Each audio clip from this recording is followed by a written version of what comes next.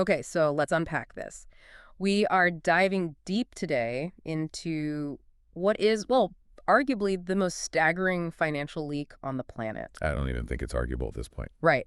The massive accelerating drain of capital from Africa. We're talking about illicit financial flows, or IFFs, and we're going to show you how a huge diplomatic push at the G20 has basically placed all its bets on a hyper-sophisticated digital response. AI. The scale of this is just, Yeah. it's hard to wrap your head around. Conservatively, you're looking at Africa losing $88.6 billion Annually. but that's the baseline. When we start actually tracking the modern, faster channels, cryptocurrency, intangible asset transfers, that number reliably pushes past 120 billion every single year. And that's wealth that should be building hospitals, power grids. Exactly. It's just disappearing. Which is why we're focusing on this now. The 2025 G20 Summit, this was historic, right? First time ever hosted on African soil in South Africa. The theme was solidarity, equality, sustainability. And IFFs were placed right in the crosshairs. They had to be. Absolutely.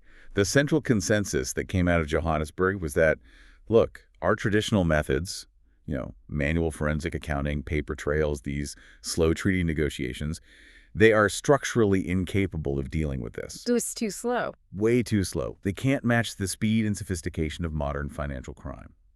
So the mission of this deep dive is clear. We need to explain why AI isn't just an option. It's really the only scalable solution here. The only one that can match the velocity of these flows. And we're going to get into exactly how the G20 committed to this and, what these tools actually look like on the ground. But before we get to the tech response, I think we need to quickly put the sheer historical context of the problem on the table. Yeah, because this has been building for decades. It has, right. It wasn't until 2015 that this was even properly quantified by the Mbeki panel. And even back then, they found that between 2000 and 2008, the average annual loss was already somewhere between $50 and $80 billion. And it hasn't stabilized. It's only accelerated since then. So if we look at where the money is going, you said there are two main channels. Two channels dominate. The oldest trick in the book is still the champion. Trade mis-invoicing.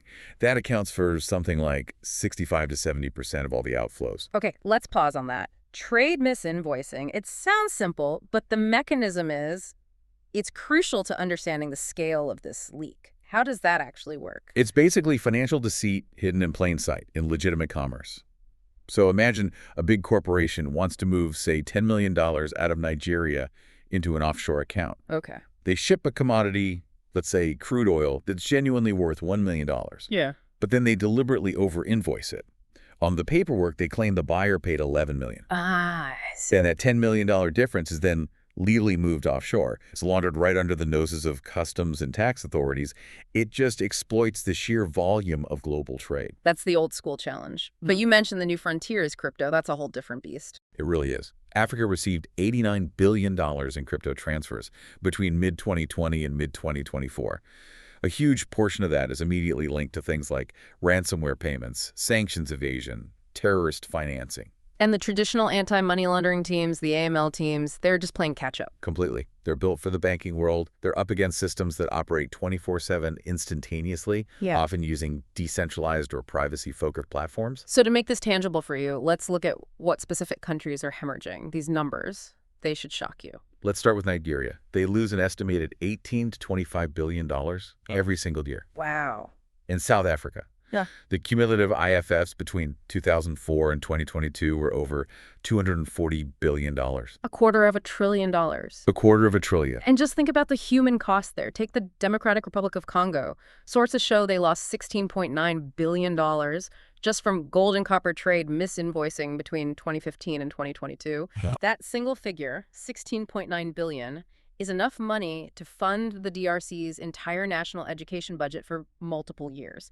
This isn't just, financial crime, it's resource theft that directly blocks development. It fundamentally guts every effort towards debt relief, health infrastructure, climate adaptation. It's a critical political issue. Okay, so given this gigantic, accelerating problem, let's shift to the diplomatic response. The G20 2025 Summit was meant to be the tourniquet. What exactly did the Johannesburg Declaration mandate when it came to AI? This is where we saw a really historic shift. Away from just pure political rhetoric toward, technological pragmatism, the documents were explicitly prescriptive. Tell us about the key outcomes. First, the cornerstone. the Johannesburg Leaders Declaration. It recognized IFFs as a, quote, significant barrier to Africa's sustainable development.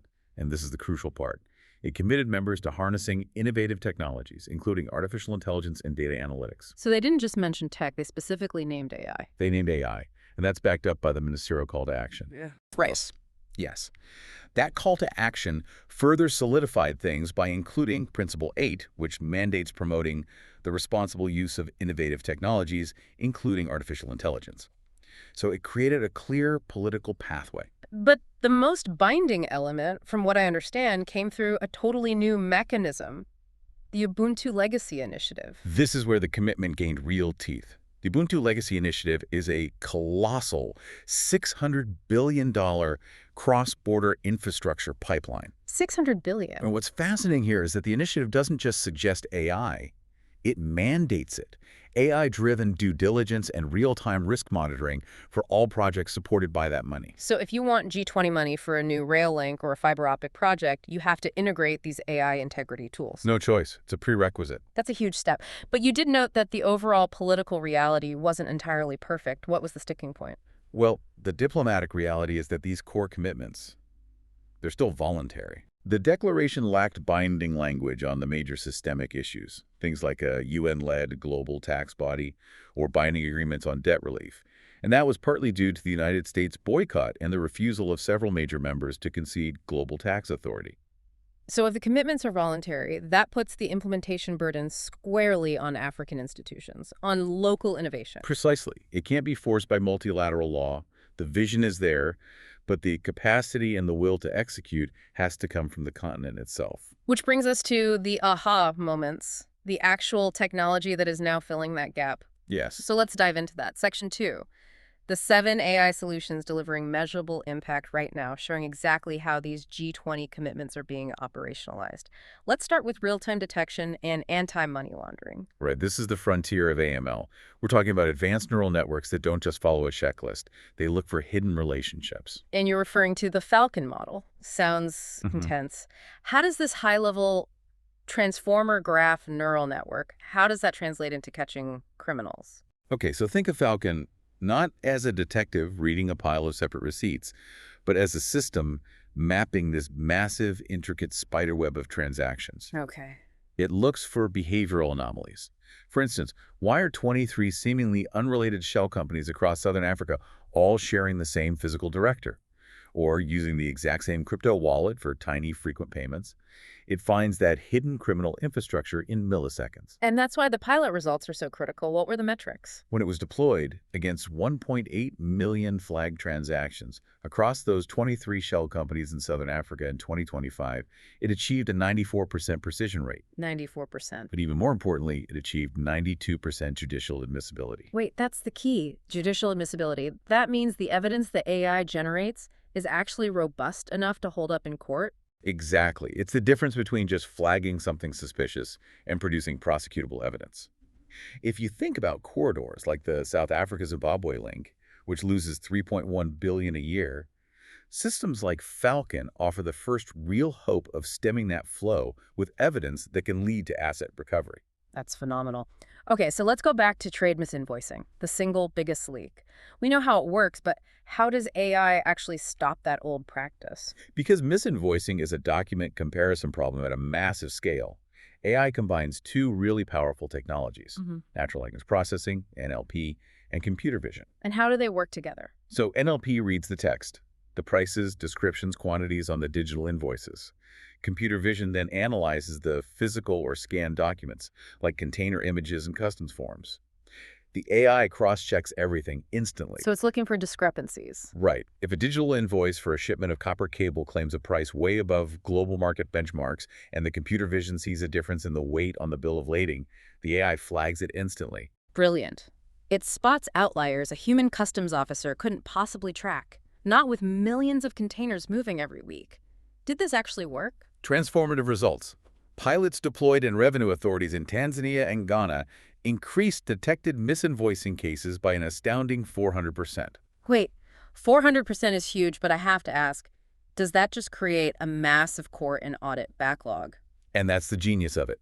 The 400% increase was achieved without needing to hire a single extra staff member. So it's pure efficiency. Pure efficiency gain. It filters out the noise so the existing staff can focus only on the highest probability fraud cases.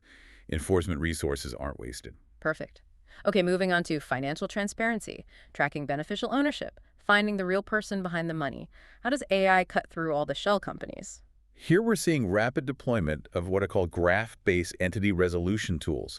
They're designed specifically to map these complex, cross-jurisdictional ownership structures. The ones that span multiple tax havens? Exactly. What might take a human weeks of painful, manual corporate registry research, the AI does in milliseconds. Yeah. It instantly highlights the connections that criminals try to hide. And this is being used now. It is. South Africa's Companies and Intellectual Property Commission, the CIPC, is integrating these tools directly into its beneficial ownership register right now. Next up, the true Wild West, the crypto frontier. Given privacy coins and decentralized exchanges, how can AI possibly trace those flows?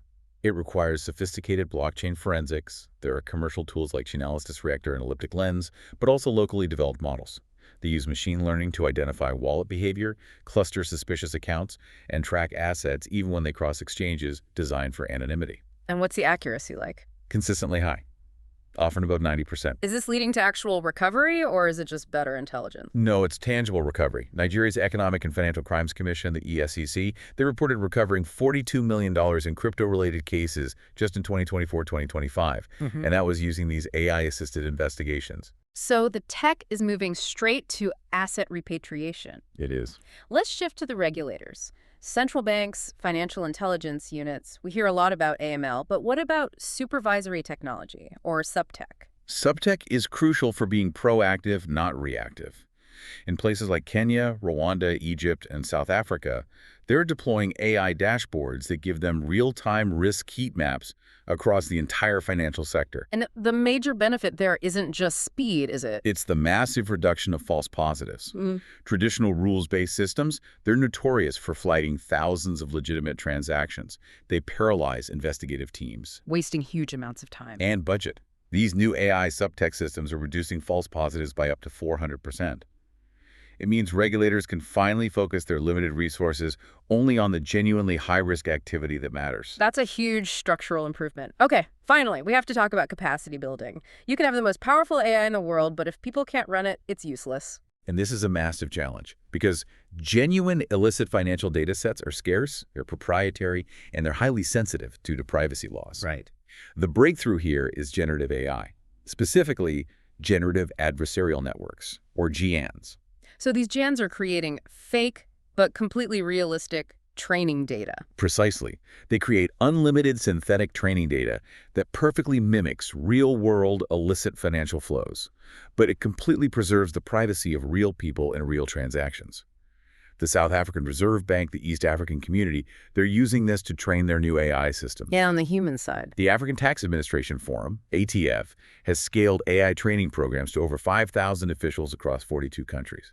It's an unprecedented continental push toward technological literacy. That is a truly phenomenal list of advancements. It proves the G20 commitment wasn't just hot air, it was a catalyst. So let's finish with the institutional leadership making sure this scales. Yeah, we have to introduce the Center for Artificial Intelligence and Sustainable Development, or CAISD.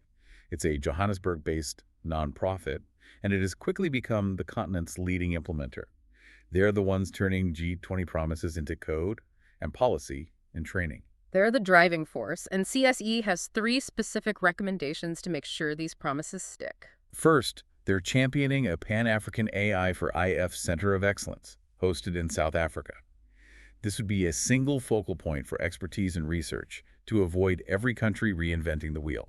And their second point is, it's pretty provocative, especially when proprietary software dominates this space globally. It is a radical call for transparency. CIZ is advocating for the immediate open sourcing of all non-sensitive AI models under an AI Commons for Africa license. So making this powerful anti-fraud tech instantly available to every African country, free of charge. Exactly. And their long-term institutional goal. To create a permanent G20 African Union technical working group on AI and financial transparency.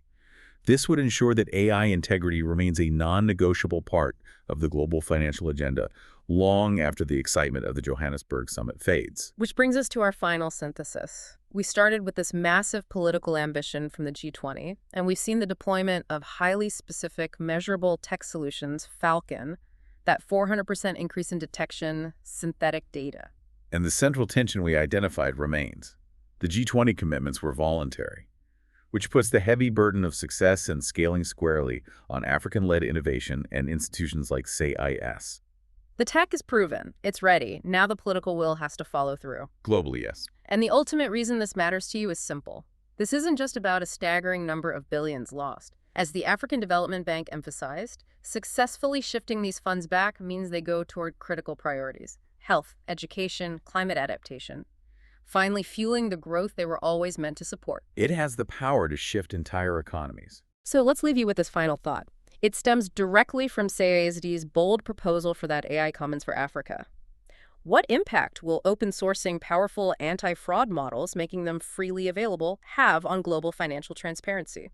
Is this knowledge-sharing strategy the true, scalable countermeasure to global illicit networks, which thrive precisely because they exploit closed, proprietary, and siloed systems? Think about that. What if collaboration becomes the new standard for fighting global financial crime?